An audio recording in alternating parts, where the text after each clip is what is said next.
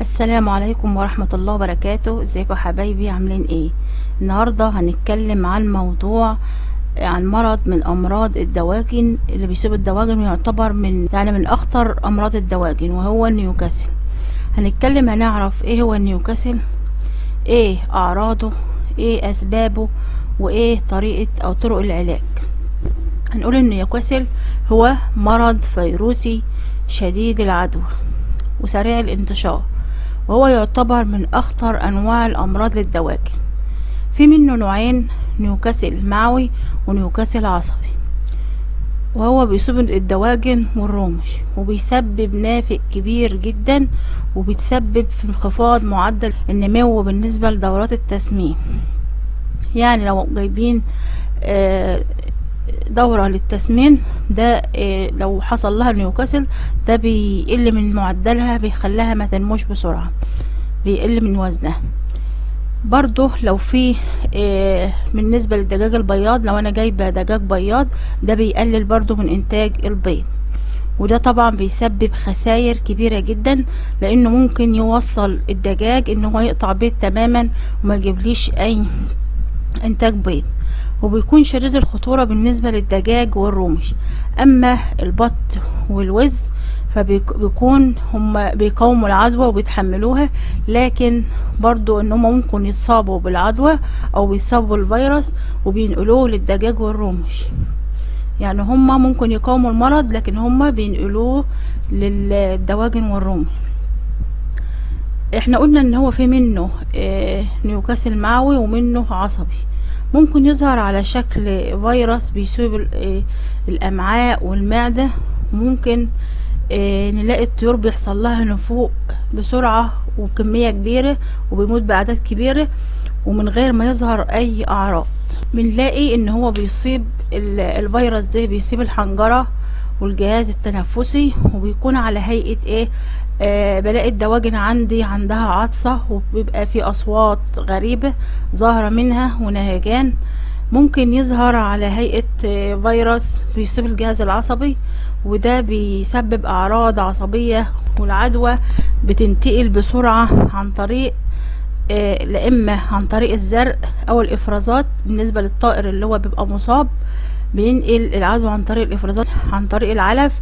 لما بيجي بياكل طبعا بينزل افرازات من اللي هي بتبقى في الانف، في الجيوب الانفيه بتاعته بتنزل في العلف، فبيجي الطائر يكون سليم بياكل بعد منه، طبعا بيتصاب بالفيروس ده، او عن طريق مياه الشرب. برضه ايه هي الاعراض اللي احنا لما نلاقيها نعرف ان الدواجن دي اصابت بالنيوكاسل؟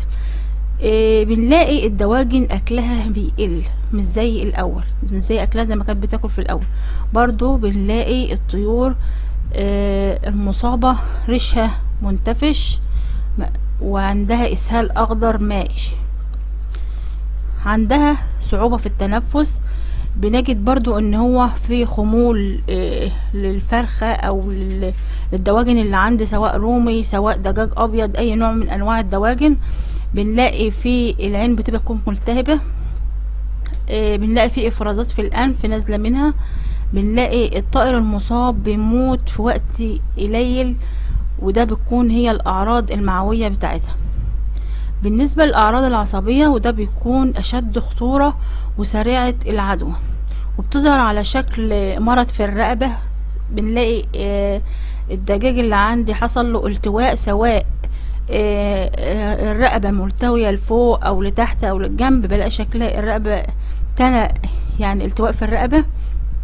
ده ممكن يسبب خسارة كبيرة، وممكن يقضي على كل القطيع اللي عندي، سواء كان عنبر كبير او مشروع بسيط للتربية او التربية البيتي.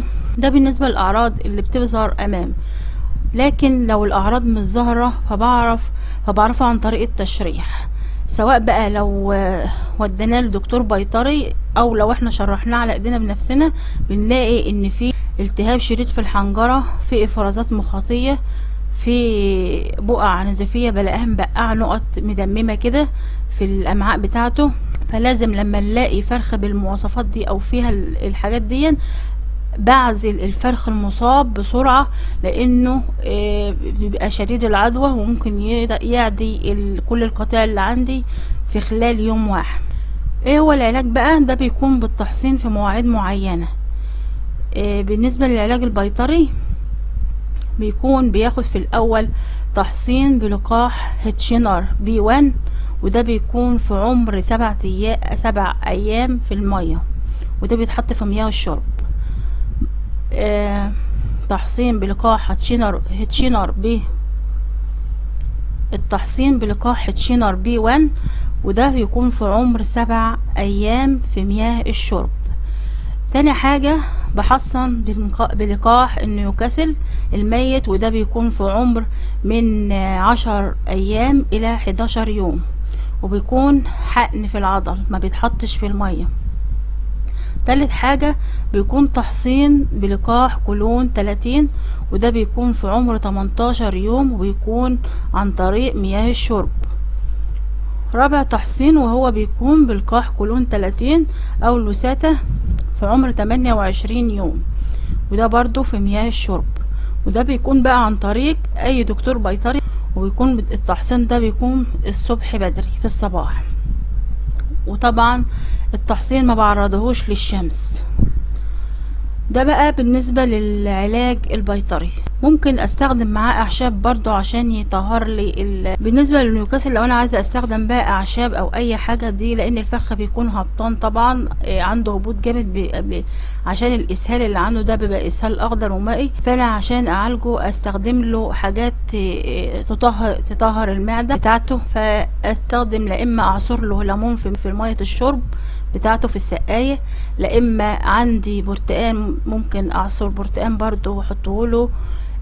ممكن اجيب له فيتامين سي واحطه، بيبقى محتاج فيتامينات علشان الفرخ يقدر يقاوم مع العلاج، سواء العلاج البشري او البيطري. وطبعا كلنا ربنا يعافينا من اي امراض.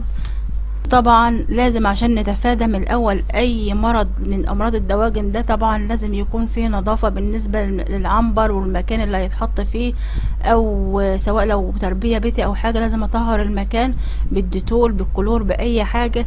وببقى احرص تماما ان الاوضة تكون مقفولة علشان ما يدخلش فيها اي مثلا فئران اي حاجة من الحاجات دي تخشها، فدي بتنقل الفيروس من مكان لمكان، او لو مكان فيه عدوى هي بتدخل الفيروس دي او العدوى للمكان التاني.